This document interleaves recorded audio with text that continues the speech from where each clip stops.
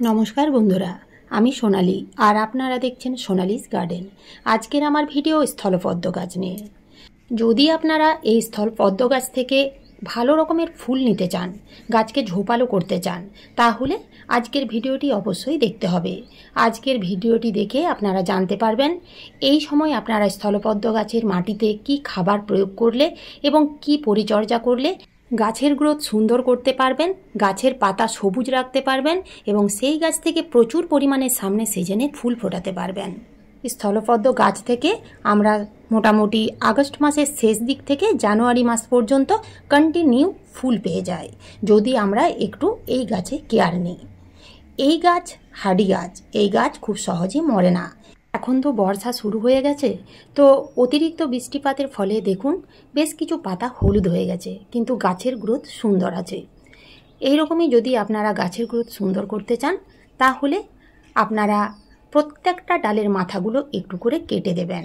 তবে এই কাজটি আপনারা এই 2-1 দিনের মধ্যেই করে ফেলুন, ভারী ছাঁটাই করবেন না। ভারী ছাঁটাই করার সময় পেরিয়ে গেছে, এখন আপনারা হালকা ছাঁটাই করতে পারেন। তবে আগস্ট মাস পেরিয়ে গেলে আর কিন্তু আপনারা কোনো রকম ডাল কাটাই ছাঁটাই করবেন না, তাহলে সেই গাছ থেকে ফুল পাবেন না। আপনারা এখানে দেখতেই পাচ্ছেন আমি এই গাছটিতে ভারী ছাঁটাই করে দিয়েছিলাম মোটামুটি 3-4 মাস আগে। তো দেখুন গাছের গ্রোথ কতটা সুন্দর হয়েছে। কাটা ডালের সাইড দিয়ে মোটামুটি প্রত্যেকটা ডালে 2টো করে নতুন নতুন ডাল বেরিয়েছে এবং যার ফলে গাছের গ্রোথ এতটা সুন্দর হয়েছে। এছাড়াও আপনারা এই সময় গাছে পিঞ্চিং করতে পারেন, এতে গাছের স্বাস্থ্য ভালো হয়। এই সময় আপনারা এই স্থলপদ্ম গাছের কোনো রকম রুট প্রুনিং বা রিপোর্টিং করবেন না। যদি একান্তই প্রয়োজন হয়, গাছ যদি ছোট পটে আছে, রুট বাউন্ড হয়ে গেছে, তাহলে আপনারা শুধু ছোট টব থেকে তুলে বড় টবে প্রতিস্থাপন করে দিন, কোনো রকম রুট বল না ভেঙে।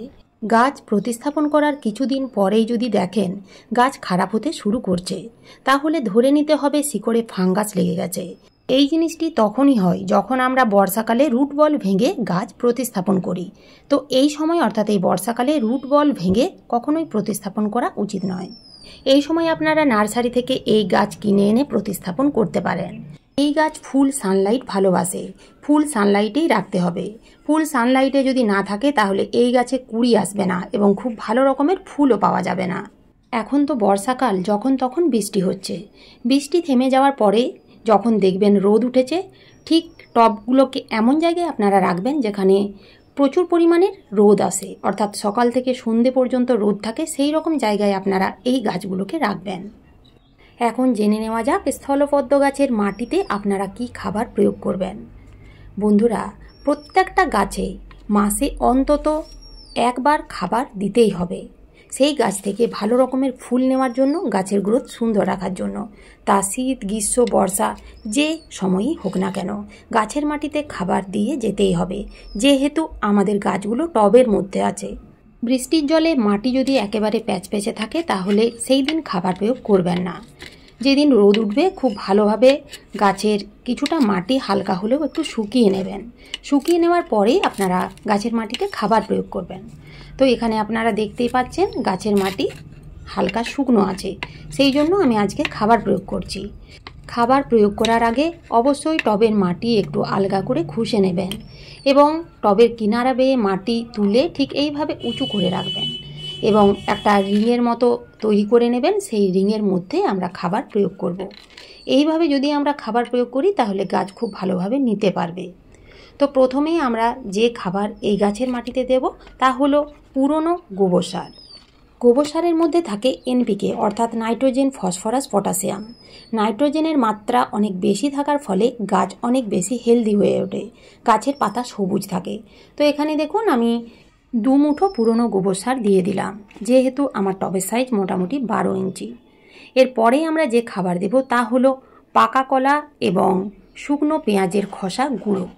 পাকা কলার খোসা এবং শুকনো পেঁয়াজের খোসা খুব ভালো করে শুকিয়ে নেবেন, তারপর আপনারা মিক্সিতে ভালো করে গুঁড়ো করে নেবেন এবং এই খাবার টবের মাটিতে দিয়ে দেবেন।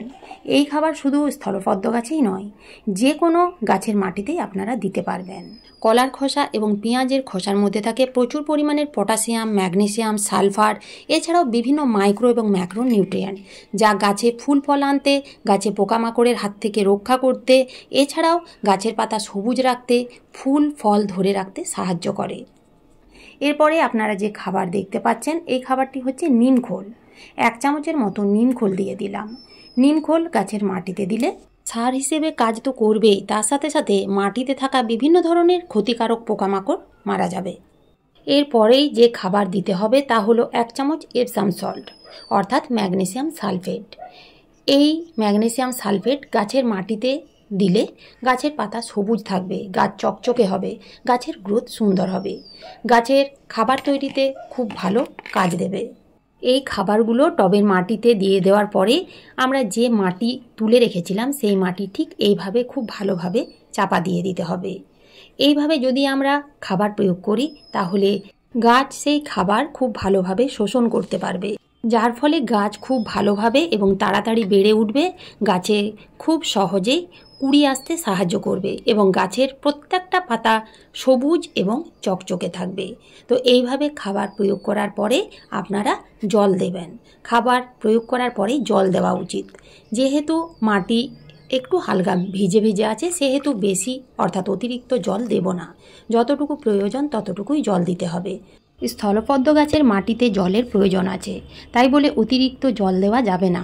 এখন তো বর্ষাকাল, তাই বুঝে বুঝে আপনাদের গাছের মাটিতে জল দিতে হবে। জলের টান দেওয়াও যাবে না, আবার অতিরিক্ত জল দেওয়াও যাবে না। যখন দেখবেন 2-3 দিন বৃষ্টি হয়নি, গাছের মাটি শুকিয়ে গেছে, তখন আপনারা জল দেবেন।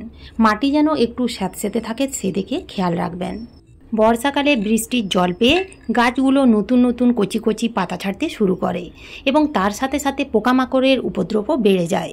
স্থলপদ্ম গাছে পোকামাকড়ের আক্রমণ খুব বেশি হয়, বিশেষ করে মিলিবাগ। মিলিবাগ পুরো কাণ্ড, ডাল, পাতায় ছেয়ে যায়। গাছের মধ্যে মিলিবাগ থাকলে সেই গাছকে খুব ভালোভাবে বাড়তে দেয় না। গাছে কুড়ি এলেও সেই কুড়িগুলো ঠিকভাবে বিকশিত হয় না। অনেক সময় কুড়ি ঝরার মতো বিভিন্ন ধরনের সমস্যা হয়ে যায়, গাছের পাতা কুঁকড়ে যায়। তো আপনারা পাতাগুলো একটু উল্টে উল্টে দেখবেন 2-4টে করে মিলিবাগ থেকে থাকবে। কম থাকতে থাকতে যদি নির্মূল করেন তাহলে খুব ভালো, যদি বেশি হয়ে যায় তাহলে কিন্তু নির্মূল করা খুবই মুশকিল হয়ে পড়ে। তো আপনারা নিয়ম করে কীটনাশক স্প্রে করবেন।